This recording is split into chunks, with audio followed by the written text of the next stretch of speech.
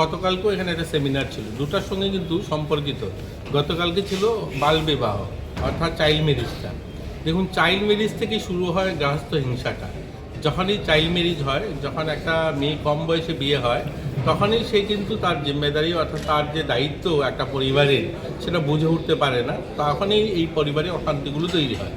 তো গতকালকে আমাদের সেই সেমিনার ছিল, সারা রাজ্যের থেকে আমাদের প্রতিনিধি যারা মহকুমা শাসক সহ আমাদের CWCতে যারা কাজ করে সকলেই এখানে উপস্থিত ছিলেন এবং একটা বড় অ্যাওয়ারনেস ক্যাম্পেনিং আমরা করেছি। টেকনিক্যাল সেশনও ছিল, আমাদের বক্তব্যও ছিল।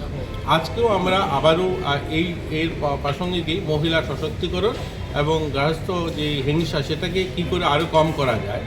যখনই একটা মহিলা আত্মনির্ভর হবে, যখন একটা মহিলা নিজের পায়ে দাঁড়াতে পারবে, যখন আর্থিকভাবে সে সচ্ছল হবে, দেখবেন সেই হিংসাটা কম হবে। এই উদ্দেশ্যেই কিন্তু সরকার অনেকগুলো কার্যক্রম হাতে নিয়েছে। আপনারা দেখেছেন, এই যে TR11-এর মাধ্যমে প্রায় 5 লাখেরও বেশি মহিলাদেরকে একত্রিত করা হয়েছে, এই গ্রুপ তৈরি করা হয়েছে। সেখানে প্রায় 2000 কোটি টাকা লোন দেওয়া হয়েছে, তাদেরকে স্কিল ট্রেনিং করানো হয়েছে। তো মূলত উদ্দেশ্য হলো মহিলারা যখন সশক্ত হবে, তারা যখন আত্মনির্ভর হবে, তখন এই গৃহস্থ হিংসাটাও কমবে। তো এই সমস্ত বিষয় নিয়ে আজকের এই আমাদের সেমিনার, এবং মহিলাদের জন্য সরকারি যে সমস্ত স্কিম রয়েছে বা তাদের জন্য যে সমস্ত আমরা সুবিধাগুলো করছি, সেগুলো যেন মানুষের কাছে পৌঁছায় এবং সেগুলো যেন প্রচার প্রসার আরও হয়, তার জন্যই এই সেমিনারটা আয়োজন করা হয়েছে। যারা আজকে এখানে উপস্থিত তাদের উদ্দেশ্যে কি মেসেজ? একটাই, দেখুন, আমরা তো সকলের প্রয়াস, দেখুন, আমরা সবসময় বলি না যে নেশামুক্ত সমাজ নির্মাণ করতে হবে।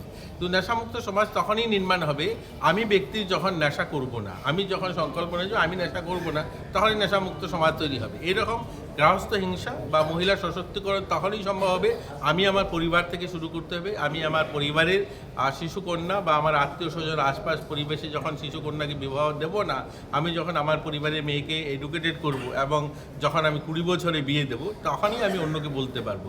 তো আমরা এটাই সংকল্প নিতে চাই যে আমাদের এখানে যারা উপস্থিত, আমাদের আধিকারিকরা, আমাদের টিমের মেম্বাররা যারা এই কাজটা করেন, তাদেরকেও আমরা বলতে চাই যে তারাও প্রত্যেকে তার আত্মীয় স্বজন আশপাশ মানে যারা আছে আত্মীয় স্বজন সকলেই যেন এটা সিদ্ধান্ত নেন যে আমরা আমাদের আশপাশে কাউকে বালিকা বিবাহ হতে দেব না, গৃহস্থ হিংসা হতে দেব না। তখনই দেখবেন একটা সুন্দর সমাজ আমরা তৈরি করতে পারবো। ধন্যবাদ।